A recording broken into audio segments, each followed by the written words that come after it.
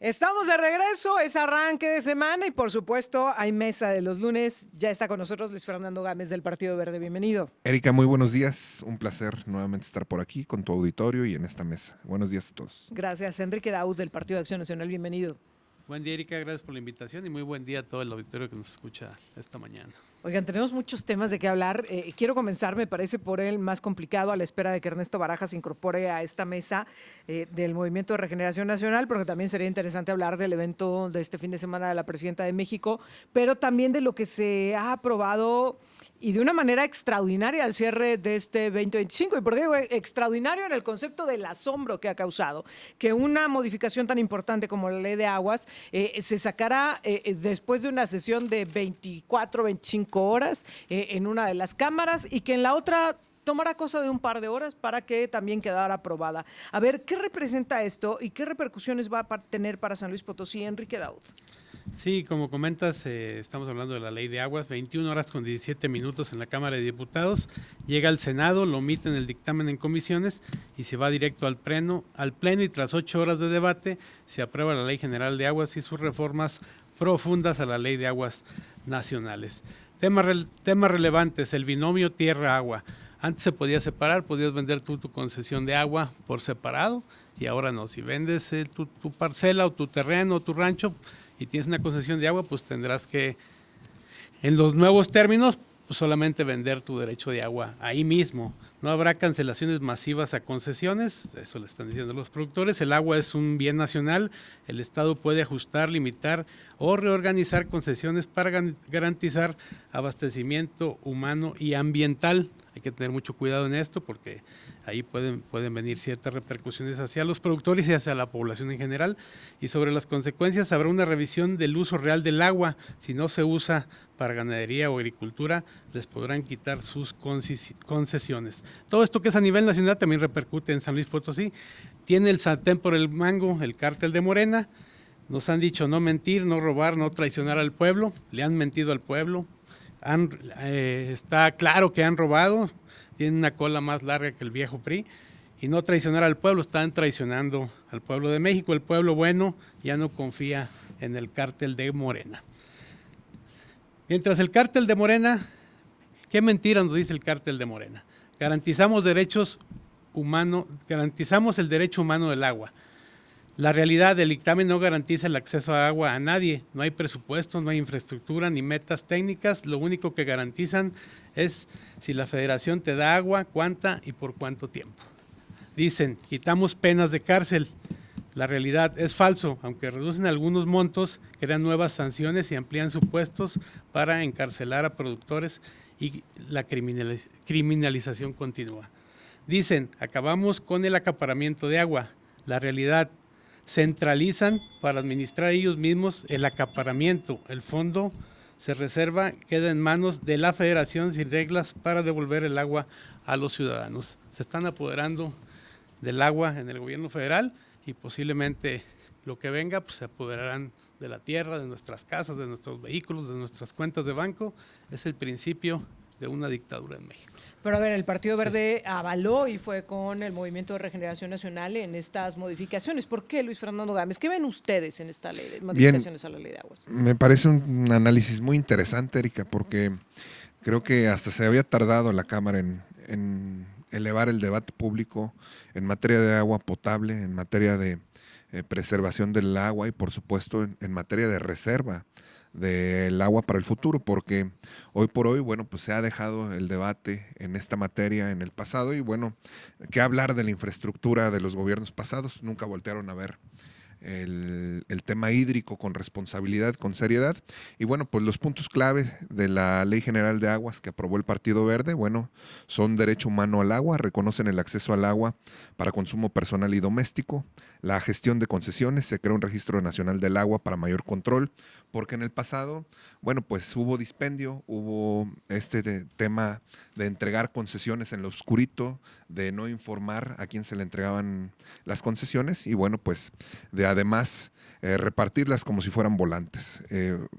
Se fortalece también en esta ley las sanciones, se aumentan las penas hasta con prisión y multas por delitos como la contaminación, robo de agua y actos de corrupción de funcionarios. Esto me parece muy relevante porque creo que los que conocemos un poquito de esta materia sabemos que en el pasado los funcionarios de la Conagua se despachaban con la cuchara grande en materia de concesiones y bueno, acordaban con las grandes empresas la distribución y la reserva de grandes cantidades de millones y millones de metros cúbicos para su uso y beneficio personal. Además, bueno, se fortalece dentro de esta ley de aguas el sistema comunitario, se reconocen formalmente los sistemas de agua administrados por pueblos y comunidades indígenas y yo rescataría el tema de la coordinación. Establece esta nueva ley de aguas buscar mejorar la coordinación entre federación, estados y municipios en materia de gestión hídrica, porque no podemos estar aislados, Erika. Decía yo en una mesa pasada, según datos de la propia Conagua, se requiere una inversión anual de 50,000 millones de dólares en materia de infraestructura hídrica para poder tener una planeación de largo plazo. Pero a ver, si todo esto que me dices, Luis Fernando, va en ese sentido, ¿por qué están tan molestos los productores del campo? Porque incluso las manifestaciones han, han bajado un poco la intensidad, pero esta semana están programadas las reuniones con la titular de la Secretaría de Gobernación, están pidiendo a los productores que esté presente la presidenta de México, Claudia Sheinbaum. Sin embargo, el gobierno federal ha dicho que no lo ve viable y están buscando todavía este avance en el pliego petitorio que ellos han presentado y cuyos puntos incluyen muchos de estos que están relacionados en la ley, lo cual implicaría que aunque ya esté aprobada, pues pudieran venir modificaciones. ¿Por qué están tan molestos los productores del campo? Porque existe polarización en México. Yo lo he señalado, inclusive en alguna oportunidad tuve la iniciativa de mandar un documento a la Comisión Económica para América Latina y el Caribe, señalando que la polarización en México es el freno para el desarrollo, ¿no? Yo te quiero señalar que en gobiernos del pasado, bueno, pues las concesiones se entregaban de manera cuestionable, no había este análisis con los trabajadores del campo y bueno, hoy por hoy, insisto, a lo que llaman al gobierno de la Cuarta Transformación es a tener mucha mano izquierda y por supuesto mucho contacto con las comunidades indígenas y con las organizaciones campesinas, que creo que es lo que sigue. Enrique Daud. Bueno, como decimos en Acción Nacional, al cártel de Morena no le interesa el agua potable porque bien saben que el 50% del agua de las zonas urbanas se fuga y no se le ha invertido dinero, ni hay en el presupuesto del siguiente año dinero para invertirle en este tipo de temas y 1 de cada 7 hectáreas no está tecnificada, significa que la riegan rodada y que se desperdicia muchísima agua y tampoco hay inversión en este tipo, en el presupuesto del 2026. Si de verdad les importa el agua, hubiera presupuesto. Tienen 7 años de gobierno, en 7 años le quitaron muchos apoyos al campo. Eso los productores que nos están escuchando lo saben. Entonces, si realmente les interesaría el agua, a lo mejor sí es muy costoso en las manchas urbanas, pues abrir todas las calles y hacer el cambio de las tuberías de agua, pero las hectáreas sí las pueden tecnificar, ¿verdad? Oye, justo me quiero detener en estos puntos que has mencionado porque me parecen muy importantes. A ver, Enrique, platicamos con el alcalde de la capital, Enrique Galindo, por ahí del mes de octubre y nos dijo que él traía un proyecto que iba a presentar antes de que se aprobara el presupuesto de la federación para buscar que desde la federación se bajaran recursos, justamente para acabar con el tema de las fugas, que era un proyecto integral que se iba a aterrizar con gobierno del estado, con la federación, para verificar la zona metropolitana y que se pudieran detectar las fugas y se pudiera atender, porque decía justamente es mucho dinero lo que se necesita, evidentemente el ayuntamiento no lo tiene, necesitamos la participación de la federación. Ya no se ha dicho nada al respecto. ¿Qué pasó con eso?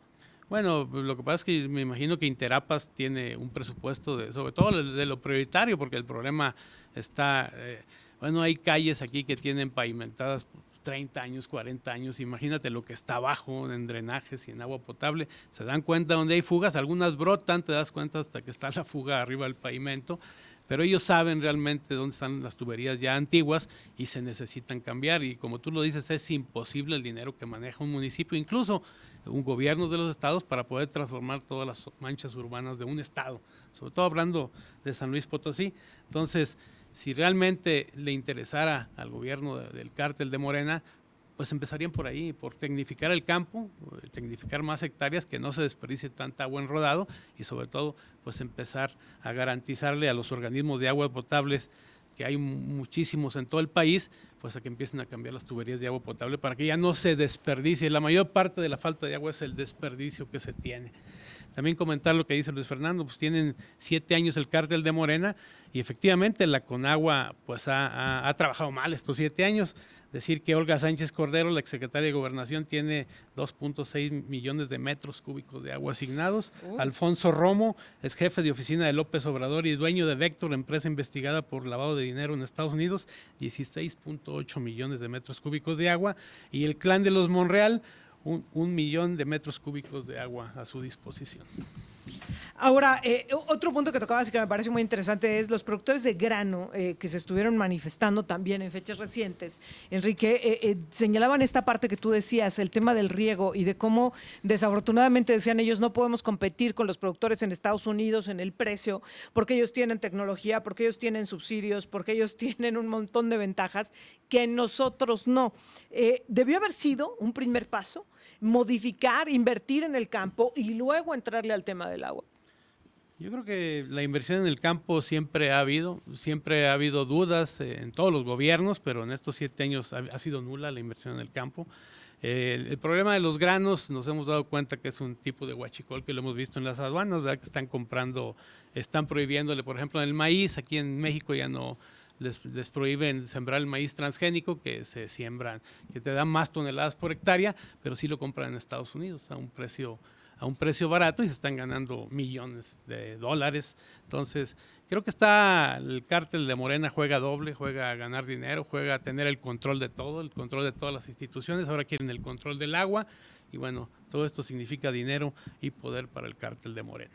Ya está con nosotros Ernesto Barajas del Movimiento de Regeneración Nacional, que bueno, porque no nos gustaba hablar a espaldas o con ausentes. Pero a ver, dinos una cosa, estábamos hablando de esta aprobación de la Ley de Aguas, la modificación y la creación, y preguntarte, a ver, ¿por qué tendríamos que pensar que esto va a ayudar al país? ¿Cuáles son esas ventajas? Ya Luis Fernando nos daba algunas de ellas. Sin embargo, a ver, ¿por qué en estos momentos? ¿Por qué en este sentido? ¿Y qué es lo que podemos esperar para San Luis Potosí, donde, por cierto, se había abierto una discusión entre pues las comunidades indígenas, el gobierno del estado y el gobierno federal con respecto al tema del fracking? Buenos días, para empezar. Bienvenido. Disculpen, el tráfico está tremendo, pero aquí estamos ya. Bien, escuchar lo que decían los compañeros, yo creo que aquí hay que tener en punto, o más bien poner el punto exacto de lo que es la nueva Ley de Aguas, que independientemente de lo que se ha estado manejando y de lo que se ha tratado de impulsar, pues no es así.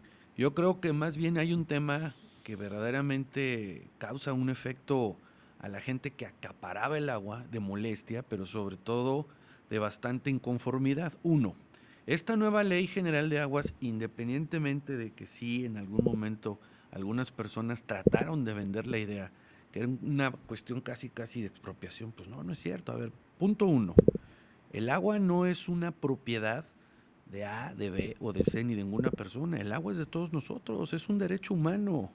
¿Qué estaba pasando? Que las concesiones que en su momento se empezaron a otorgar, pues se empezaron a acaparar para efectos que no eran los debidos para el uso y distribución del agua. ¿Qué es lo que hace esta nueva ley? Hay que decirlo claro y preciso. Simplemente las concesiones se van a revisar, no se están quitando, para que cada una de estas pues esté destinada a lo que debía de hacer o para lo que debe de ser. Causó mucho ruido y sí, en el transcurso de las últimas días, semanas, pues se le decía a los agricultores, a la gente del campo, pues que definitivamente no va a tener ningún problema el tema de sus concesiones. Van a poder heredar. A ver, este era todo un tema por parte de los productores. A ese punto voy. Lo que está causando ruido es el tema mercantilista de lo que se estaba acostumbrado en este país en relación precisamente a los derechos del agua. De decir, ok, este número de latifundio, esta tierra es mía, trae esta concesión, está mercantilizando, te la vendo con todo y todo. A ver, el agua no es un tema que pueda ser vendido a manera privada, son concesiones, no pertenecen directamente a los individuos. Por esta situación se tiene que regularizar de manera concreta y a la larga para efectos de que estas concesiones, como tú lo decías, se pueden heredar o no, pues es que no son materia de propiedad, pues es una concesión. Si bien es cierto, fue otorgada para el uso, distribución, a un tema en específico, pero no es materia de propiedad privada. Pero a ver, Ernesto, déjame preguntártelo en estos términos. ¿Cuál va a ser entonces el incentivo para que un particular invierta en infraestructura para explotar el agua si no va a tener ningún derecho sobre ella. Y seamos puntuales, aquí en San Luis Potosí se ha necesitado que los privados generen esta infraestructura ante la incapacidad de las autoridades de hacerlo. Muchos fraccionamientos tienen su pozo, si no tuvieran ese pozo no tendrían agua. Y han abastecido no solo a esos fraccionamientos que construyó una empresa, sino que además le brindan el servicio de agua a muchas colonias aledañas, porque si no estuviera esa inversión privada, esas colonias no tendrían agua. Pero entonces, ¿bajo qué incentivo alguien va a decir, le voy a meter millones de pesos? Porque yo veía las mesas de trabajo que tuvieron con los productores del campo y ahí una joven lanzaba una pregunta y una afrenta muy fuerte. Decía, a ver, mi abuelo le invirtió en ese pozo, mi papá ha pagado millones en el mantenimiento, las instancias gubernamentales no le han dado ni un peso, y hoy me vas a decir que yo no lo puedo heredar, que yo no voy a poder hacer uso de esa inversión. Es que nadie se los está quitando. O sea, el tema que tú estás diciendo es, vamos a heredar una concesión, se tiene que refrendar, se tiene que analizar. Este es el punto correcto y exacto. Yo no digo que no, sí, hay muchos particulares que invierten en el tema del agua. ¿Pero cuál sería el incentivo para invertir? Pues que tenemos que revisar que todas las concesiones, yo no digo que no, hay algunas que efectivamente tendrán que revisarse, no de heredar, de continuidad. De decir, ok, yo le invertí, sí, no hay problema, no te va a quitar, pero hay otras que también hay que admitir que no se están usando de manera correcta y que en algún momento se están abusando. ¿Es suficiente para solventar toda una normatividad? Bueno, hay un principio legal que dice que la ley porque no es para uno, es para todos, ¿no? El obligado a garantizar el derecho al agua es el Estado mexicano. Claro. No los privados. Si no hay un incentivo a los privados, ¿por qué habrían de generar esta infraestructura? Bueno, es que yo creo que ahí es el punto correcto y lo he tratado de explicar. Nos estamos yendo a un punto donde decimos, es que es mi concesión, o sea, yo no la puedo vender, no la puedo heredar. Espérame, el agua es de la nación, o sea, hay que regularla, no te la estamos quitando, simplemente te estamos diciendo que vamos a revisar que efectivamente el uso que se te concedió lo sigas utilizando y se siga dando, pero si no es así, ¿cuántas otras concesiones, y también hay que decirlo, con pelos en la mano y señales completas, hay personas que han acaparado, que han abusado, y que en algún momento no han utilizado sus concesiones para lo que la ley determina? Termino mi intervención. La ley debe ser igual para todos, es un principio general. Yo no puedo decir, no, licenciado, no te preocupes, tú sigue con tu concesión porque tú no tienes ningún problema. Ah, no, pero tú sí, Erika, a ti sí te... O todos, o ninguno, es un principio general de la ley. Y la ley tiene que ser precisamente en revisar todas y cada una de estas concesiones, porque al final hay lugares donde el agua no se está dando. Y no tocamos otro punto de algunos concesionarios que en el tema, no digamos del urbano, en la parte de la agricultura, no están generando esas concesiones o le están acaparando, y gente que verdaderamente necesita el recurso, pues le están cobrando cuando no debe de ser. Enrique, Luis Fernando, yo sé que quieren hablar al respecto, tengo que hacer una pausa. Es bien breve y estamos de regreso en la mesa de los lunes. Ya estamos de regreso en la mesa de los lunes hablando de estas modificaciones y la nueva ley de agua con la que contamos en este país. Y ya hablábamos con Ernesto Barajas de qué justificaba el hecho de no considerar propiedad el tema del agua y entonces no heredarla, no venderla, que todo estuviera a revisión. Pero a ver, Enrique Daud, ¿cómo deja esto? Yo lo decía, la inversión. Porque si pensáramos, y lo platicábamos hace rato, si Interapas tuviera, por ejemplo, el dinero para generar toda la infraestructura que se requiere, pues bueno, si lo tuviera el DAPA, si lo tuvieran otros organismos de agua que hay al interior del estado, tuvieran el dinero necesario para invertir en infraestructura, pues ni le movíamos. El asunto es que como no lo tienen, le han tenido que entrar privados. ¿Hay un incentivo para que lo sigan haciendo? No, no hay un incentivo, y sobre todo te voy a mencionar lo que ha pasado en el campo en los últimos 7 años. La desaparición de 18 programas fundamentales para la producción agrícola y ganadera. Cancelaron Financiera Rural. No han cumplido a los trabajadores del campo con los precios de garantía que les han prometido. Manejo desastroso de las crisis sanitarias como el gusano barrenador, polarización de la inconformidad del campo y persecución y criminalización de líderes y productores, y la inseguridad desbordada. Es lo que existe en el campo.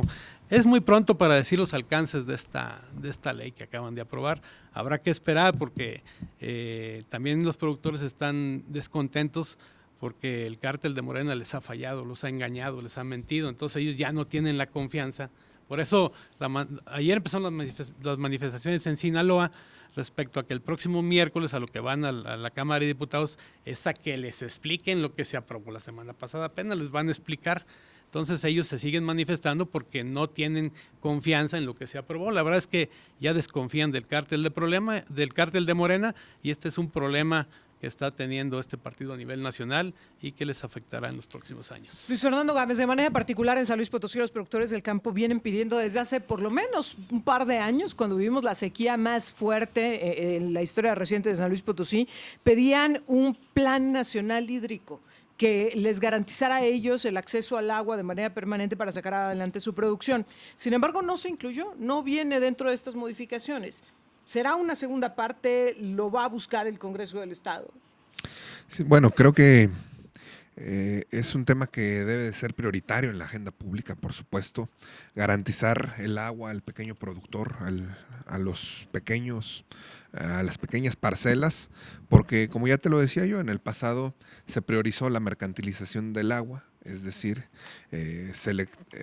brindarle a un selecto grupo grandes extensiones de derechos en materia hídrica, y bueno, pues convirtieron un derecho humano en un negocio, y creo que bueno, pues deberá de ser una segunda parte atender las necesidades del campo, y sobre todo, ya lo preserva esta ley, no afectar a los pequeños productores, que son en esencia quienes mantienen el campo mexicano. ¿Cómo quedó el tema del fracking? ¿Cómo quedó dentro de estas modificaciones a la ley? Porque entiendo que era el punto donde no estaba de acuerdo el Partido Verde con el Movimiento de Regeneración Nacional. Incluso el gobernador, en algún momento, cuando le preguntaban de qué lado estaba, él dijo, yo siempre voy a estar del lado de los potosinos y potosinas. ¿Cómo quedó este asunto? Bien, nosotros, como siempre lo hemos dicho, somos aliados de la Cuarta Transformación, somos claudistas, somos aliados del gobierno federal. Ahí vimos al gobernador pero, en el evento de claro, Zócalo. somos claudistas hasta que termine el sexenio, pero tenemos vida orgánica propia, pensamiento propio, y además siempre hemos tenido la causa de la protección al medio ambiente, y creo que, bueno, pues en el tema del fracking es un tema que no pasó en la ley y que difícilmente el Partido Verde podrá avalar. Insisto, estamos en contra de priorizar en la ley la mercantilización del agua por encima del consumo humano, y bueno, pues nosotros celebramos que hoy por hoy esta reforma garantiza el derecho humano al agua y prioriza, insisto, el uso público urbano para el abastecimiento de la totalidad de las poblaciones. Ernesto Barajas, entendemos que hacía mucho tiempo que no se modificaba esta ley, esta normatividad, que por supuesto que tenía que venir una actualización que era necesaria. Sin embargo, pues déjame preguntártelo, si ya empezamos con las modificaciones, esto está sujeto a más modificaciones. Es decir, después de las mesas que tendrán esta semana con los productores del campo, después de los señalamientos que se han hecho por parte de incluso de las diferentes fuerzas políticas, por parte de los expertos, etcétera, ¿podría caber la posibilidad de que venga una nueva actualización? A ver, yo creo que es importante, y eso que es prácticamente el punto.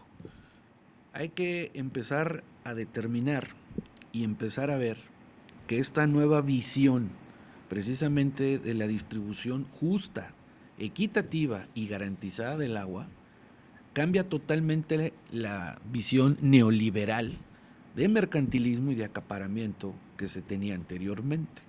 Para empezar, obviamente, pues hay que revisar a puntillas, a texto completo, cómo y en qué sentido se va a dar.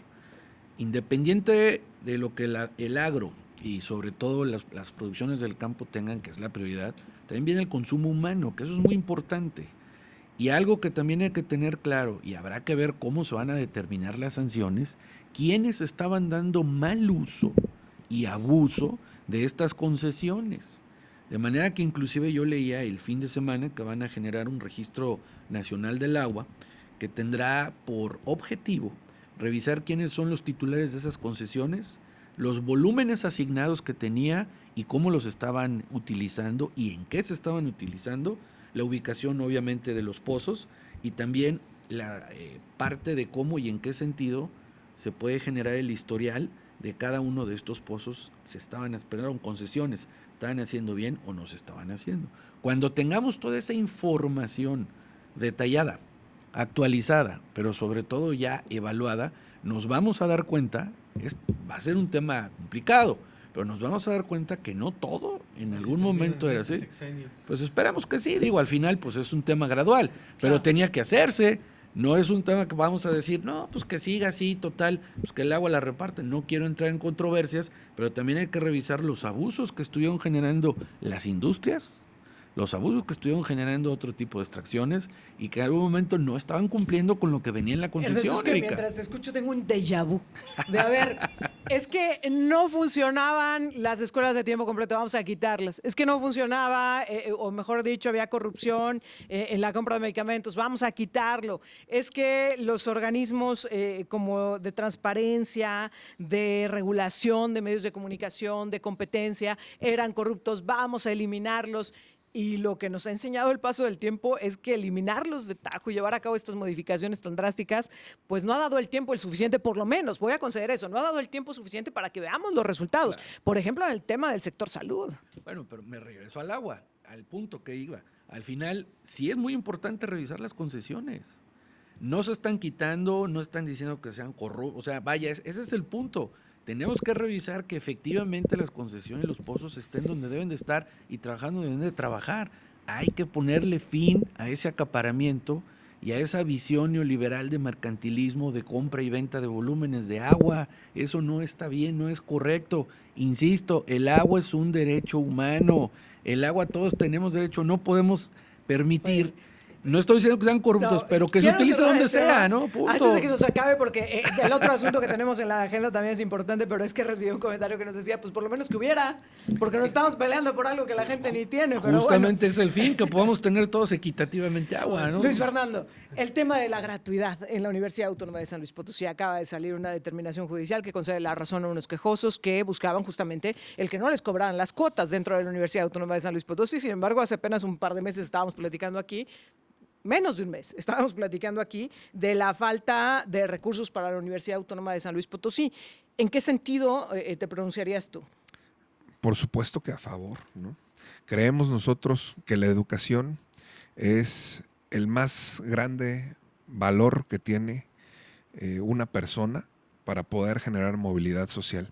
Y me explico, una persona de escasos recursos será a través de la educación la manera en la que puede transformar su vida en sentido positivo. Por eso creemos que la educación universitaria puede ser gratuita. Por supuesto, no es un cheque en blanco, tendrá que venir acompañada de una planeación presupuestal importante que pueda preservar esto, pero hay casos exitosos a nivel internacional donde señala, por ejemplo, organizaciones como la Organización para la Cooperación y el Desarrollo Económico, la OCDE, que bueno, pues señala que si se le aportara un 1% a la educación de todos los ciudadanos del país, es decir, que todos ganáramos un 1% más de educación a nivel nacional, bueno, podría impactar ese 1% hasta en un 2 o 5% de generación de la productividad, es decir, de mejorar el Producto Interno Bruto del país. Esto es brutal, Erika. Creo que es un derecho humano fundamental que debe de ser preservado